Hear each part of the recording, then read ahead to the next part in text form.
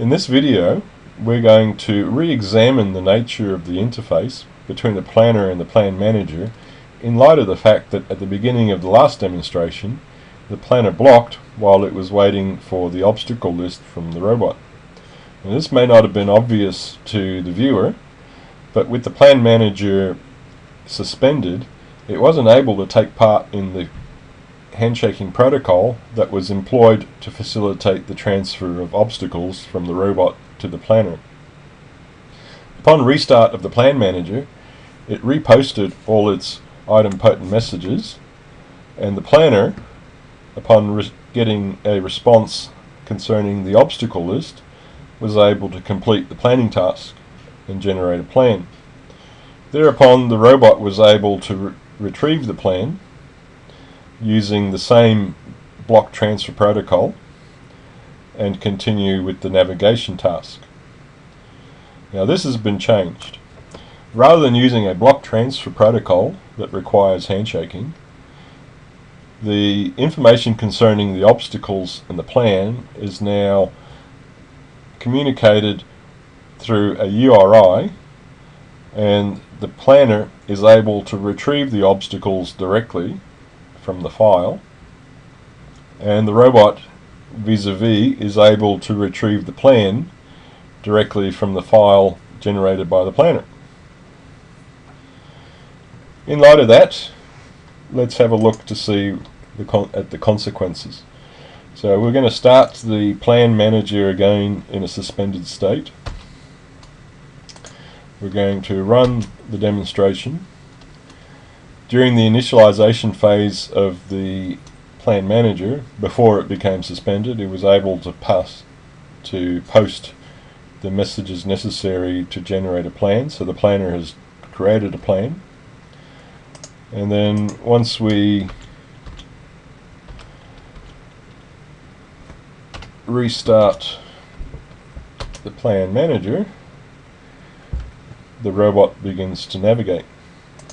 Now what we're going to do is the same steps as in the previous video. We're going to suspend the plan manager after the intersection, and the subsumption architecture or behavior of the lower levels enables the robot to navigate to the next intersection, whereupon it stops because the plan manager is suspended and is not able to dispatch the next goal.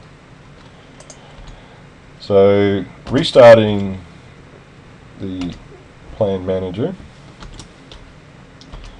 it requests a new plan from its current location and continues navigating. So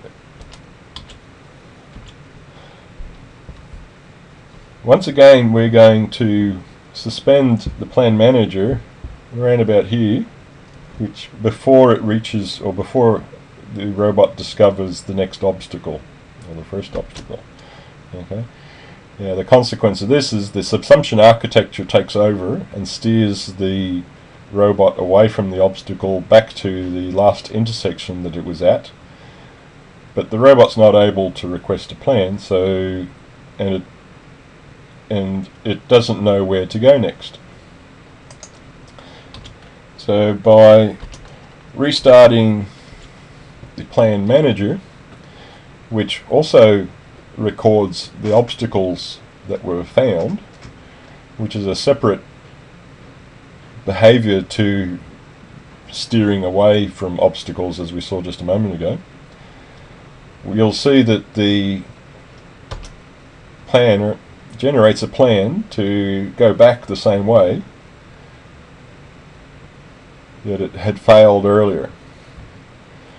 Now that the plan manager is aware of the obstacle, it's able to incorporate that into its world state, and it requests a new plan, and that takes it around this way.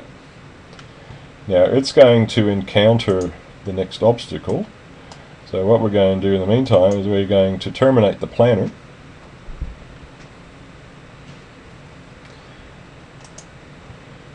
to demonstrate that the change from the block transfer method to the file transfer method doesn't have any negative impacts on the planner side of things.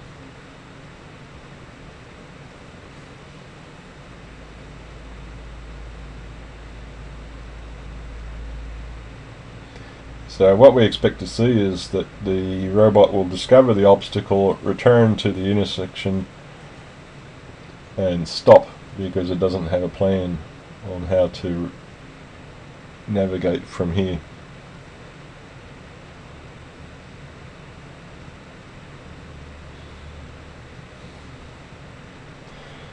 Okay, so now we're going to restart the planner. The planner picks up the request that the robot had already posted and generates a plan, and as we're going to see,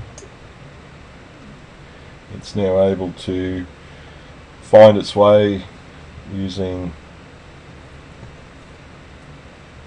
this alternative path.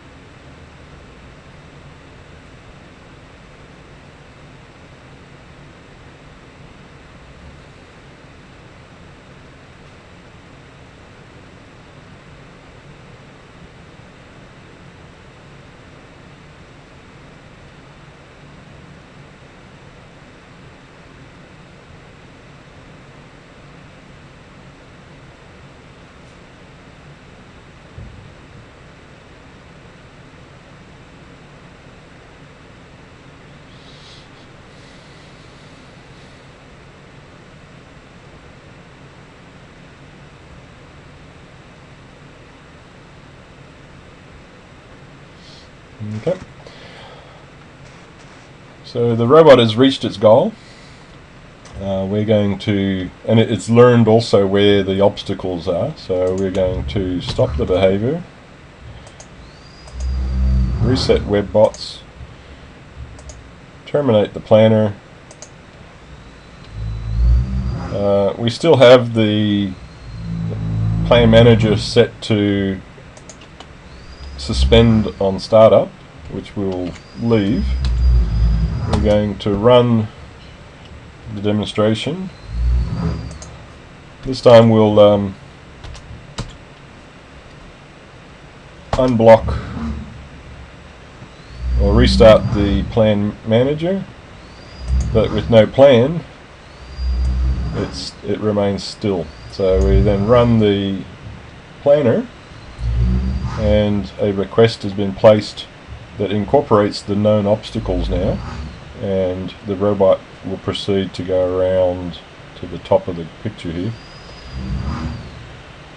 as that's the shortest way to go given the actual environment that it's in.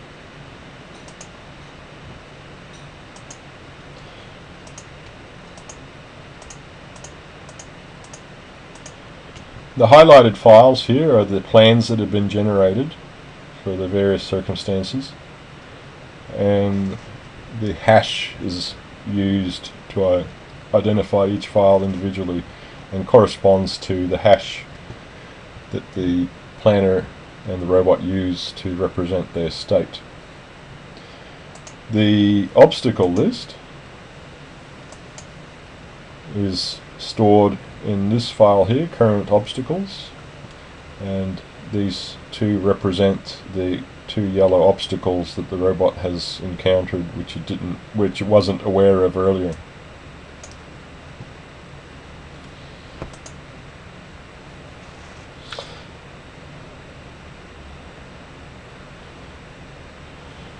So now that the robot has reached its goal, it stops and the demonstration is complete. So we will stop here. Thank you for watching.